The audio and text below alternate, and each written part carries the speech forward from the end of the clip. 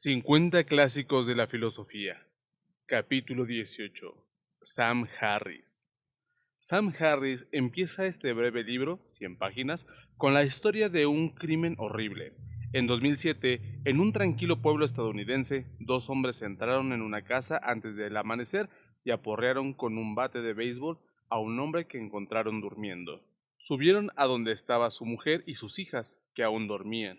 Después de atar a las hijas a la cama, uno de los hombres se llevó a la madre en el coche al banco, donde la mujer extrajo $15,000 y se los entregó.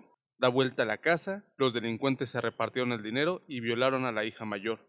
Al oír que el hombre se movía, rociaron la casa con gasolina y le prendieron fuego. El padre pudo escapar, pero la madre y las dos hijas murieron asfixiadas por el humo. Cuando más tarde la policía preguntó a uno de los hombres por qué no había desatado a la mujer antes de incendiar la casa, contestó: "No se me ocurrió".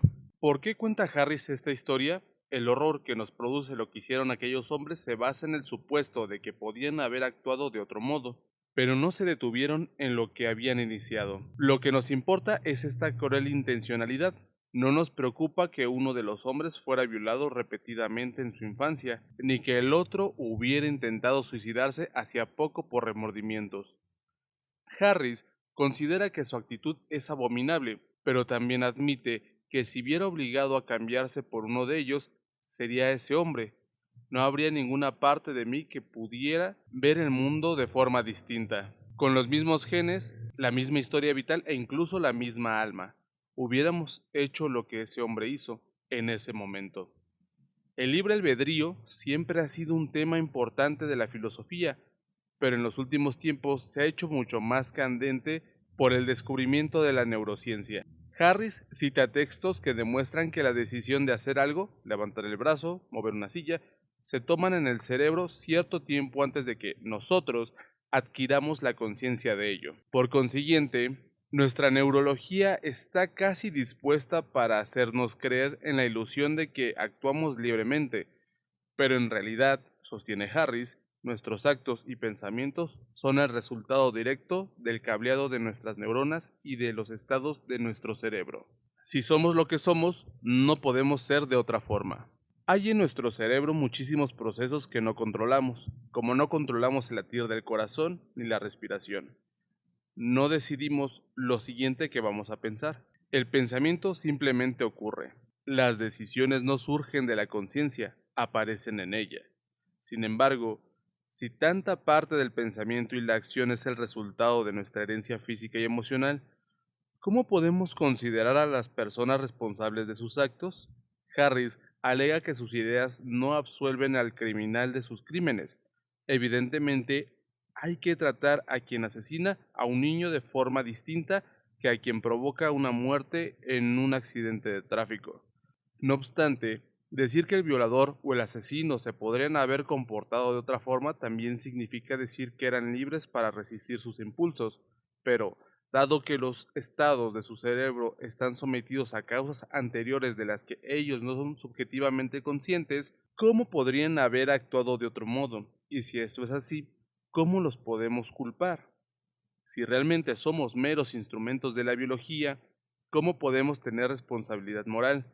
¿Y qué tiene que ver esto con nuestro sistema judicial penal? Aunque el libre albedrío sea ilusorio, sigue estando claro que nuestros actos están efectos beneficiosos o dañinos, desde el punto de vista de la justicia penal. Por tanto, hay que pasar de insistir en el castigo a profundizar en la evaluación del riesgo.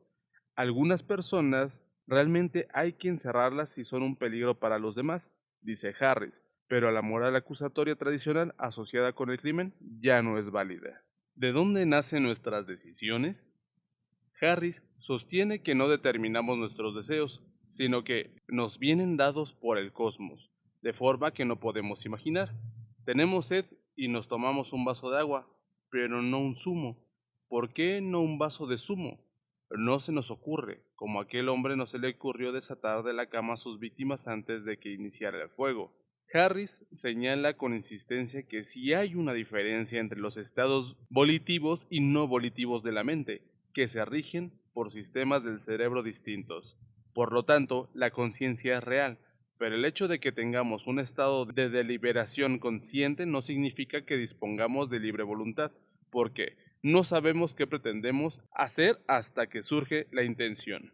La idea de la libertad imagina que la agencia humana ha de estar mágicamente por encima de la causalidad física, y que nuestras intenciones conscientes demuestran que tenemos libre albedrío. Es verdad, reconoce Harris, que las intenciones nos dicen mucho sobre la persona, pero el origen de las intenciones es completamente misterioso.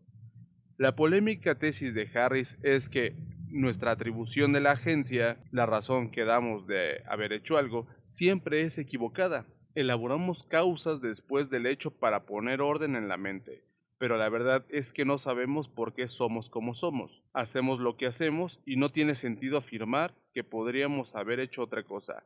O dicho de otro modo, podemos hacer lo que decidamos hacer, pero no podemos decidir lo que vayamos a decidir. Comentarios finales. La idea de que el libre albedrío es una ilusión ha tenido muchos defensores en la filosofía. Schopenhauer lo rechazaba de plano, y Plotino, muchos siglos antes, aseveraba: todas nuestras ideas están determinadas por una cadena de causas previas. Nietzsche, en Más allá del bien y el mal, escribe: nunca me cansaré de subrayar un hecho pequeño pero terco, es decir, que el pensamiento llega cuando él desea, no cuando yo deseo. La idea de un ego con voluntad propia es un mito, pensaba Nietzsche. Es más exacto hablar de cosas que uno hace, entendiendo por ello una mezcla de sensación, emoción y sentimiento. Harris consideraba que la idea del libre albedrío es una consecuencia de la religión, cuyo propósito más importante es ofrecer consuelo psicológico. Pero, más adelante, se pregunta: ¿la conciencia de la ilusión de la libre voluntad no mermará la calidad de nuestra vida? Es una pregunta subjetiva, y él solo puede hablar por su experiencia. Asegura que tal conciencia no ha hecho sino aumentar su compasión por los demás y disminuir su sentido de orgullo o derecho, ya que no se puede decir realmente que sus logros sean suyos, sino el resultado de su afortunada educación, los genes, la época y el lugar en que vive. La conciencia de que la libre voluntad es una ilusión no le ha hecho más fatalista, sino que ha agudizado su sentimiento de libertad, porque no ve de forma tan personal e indeleble sus esperanzas, sus temores y demás. Harris practicó durante años la meditación trascendental, cuyo propósito es perder el sentido de un yo sólido e indeleble, y en su obra es evidente el influjo de esta práctica. La otra característica esencial del budismo es, evidentemente, su énfasis en la causalidad. Nuestra vida está determinada por nuestros actos en otras vidas, de la que nunca seremos conscientes. El karma se manifiesta, creamos o no, en la libre voluntad. Sam Harris. Nacido en 1967, de madre judía y padre cuáquero, se crió en Los Ángeles. No recibió educación religiosa alguna, pero siempre le interesó la religión. Se matriculó en la Universidad de Stanford para cursar lengua inglesa, pero al segundo año abandonó los estudios para viajar por Asia, donde estudió meditación con maestros hindúes y budistas. En 1987 regresó a la ciudad de Stanford para terminar la licenciatura en filosofía. En 2009 se doctoró en neurociencia de la Universidad de California en Los Ángeles. Algunas de las exitosas obras de Harris son El fin de la fe, 2004-2001, Carta a una nación cristiana, 2006-2007, The Moral Landscape, 2010 y Free Will, 2012.